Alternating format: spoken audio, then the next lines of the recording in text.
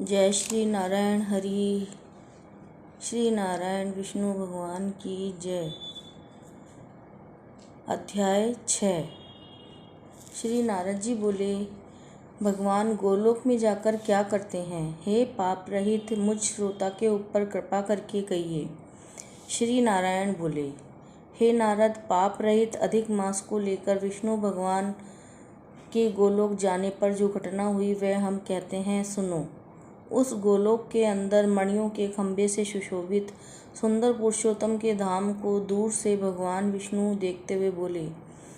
उस धाम के तेज से बंद हुए नेत्र वाले विष्णु धीरे धीरे नेत्र खोलकर अधिक मास को अपने पीछे कर धीरे धीरे धाम की ओर जाने लगे। अधिक मास के साथ भगवान के मंदिर के पास जाकर विष्णु अत्यंत प्रसन्न हुए और उठ खड़े हुए।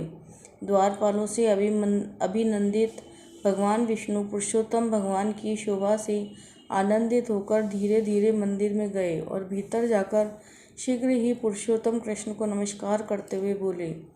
गोपियों के मंडल के मध्य में रत्नमय सिंहासन पर बैठे हुए कृष्ण को नमस्कार कर पास में खड़े होकर श्री विष्णु बोले, गुणों से अतीत गोविंद, अद्वितीय, अविनाशी, सूक्ष्म, विकार रहित, विग्रहवान, गोपों के वेश के विधायक, छोटी अवस्था वाले शांत स्वरूप, गोपियों के पति, बड़े सुंदर, नूतन मेघ के समान श्याम, करोड़ों कामदेव के समान सुंदर, वृंदावन के अंदर रास मंडल में बैठने वाले पीत रंग के पीतांबर से शोभित, सौम्य बोहों को चढ़ाने पर मस्तक में 3 रेखा पड़ने से सुंदर आकृति वाले, रासलीला के स्वामी, रासलीला में रहने वाले, रासलीला करने में उन्मुक्त उत्सुक, 2 भुजा वाले मुरलीधर, पित्त वस्त्रधारी अच्युत, ऐसे भगवान की मैं वंदना करता हूँ। इस प्रकार स्तुति करके भगवान श्री कृष्ण को नमस्कार कर पार्षदों द्वारा सत्कृत विष्णु रतन सिंहासन पर कृष्ण की आज्ञा से बैठे। तब श्री कृष्ण ने विष्णु से पूछा कि कौन कहाँ से आया है, क्यों रोता है? इस गोलोक में तो कोई भी दुख भागी नहीं होता है। इस गोलोक में रहने वाले तो सर्वदा आनंद में मगन रहते हैं।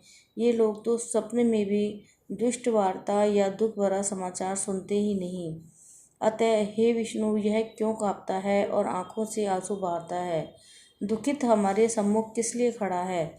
सिंहासन से उठकर महाविष्णु मलमास की संपूर्ण दुख गाथा कहते हुए बोले, हे वृंदावन की शोभा के नाथ, हे कृष्ण, हे मुरलीधर, इस अधिक मास के दुख को आपके सामने कहता हूँ, आप सुने। इसके दुखित होने के कारण ही स्वामी रहित अधिक मास को लेकर मैं आपके पास आया हूँ। इसके उग्र दुख रूप अग्नि को आप शांत करें। यह अधिक मास सूर्य की संक्रांति से रहित है, मलिन है, शुभ कर्म में सर्वदा वर्जित है। स्वामी रहित मास में स्नान आदि नहीं करना चाहिए। ऐसा कहकर वनस्पति आदिकों ने इसका निरादर किया।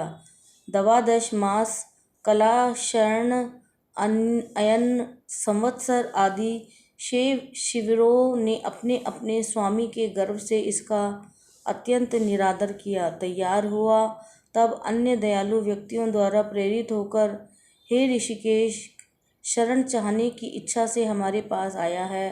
कांपते कांपते, घड़ी घड़ी, रोते रोते अपना सब दुख जाल इसने कहा है।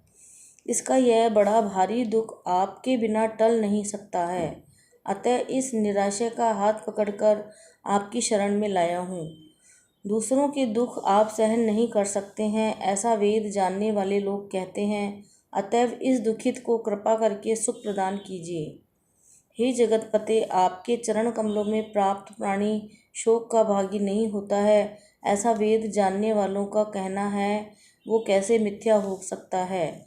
मेरे ऊपर कृपा करके भी इसका दुख दूर करना आपका कर्तव्य है, क्योंकि वह सब काम छोड़कर इसको लेकर मैं आया हूँ। मेरा आना सफल कीजिए। बार बार स्वामी के सामने कभी भी कोई विषय न कहना चाहिए, ऐसी नीति के जानने वाले बड़े बड़े पंडित सर्वदा कहा करते हैं। इस प्रकार अधिक मास का दुख भगवान कृष्ण से कहकर हरि कृष्ण के मुख कमल की ओर देखते हुए कृष्ण के पास ही हाथ जोड़कर खड़े हो गए। ऋषि लोग बोले, हे सूत जी, आप दाताओं में श्रेष्ठ हैं, आपकी दीर्घायु हो, जिससे हम लोग आपके मुख से भगवान की लीला के कथा रूप अमृत का पान करते रहें।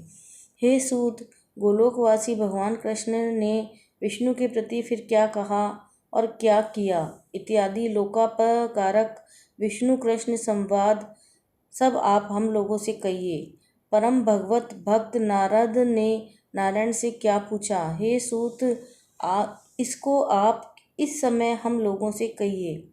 नारद के प्रति कहा हुआ और भगवान का वचन तपस्वियों के लिए परम औषध है।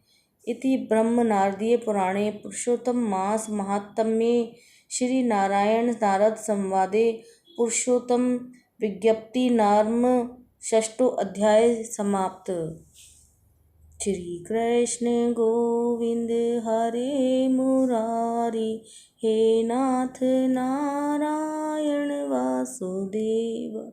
श्री कृष्ण गोविंद हरे मुरारी, हे नाथ नारायण वासुदेव। हे नाथ नारायण वासुदेव, हे नाथ नारायण वासुदेवा। श्री नारायण हरि विष्णु। जय श्री नारायण, जय श्री राम।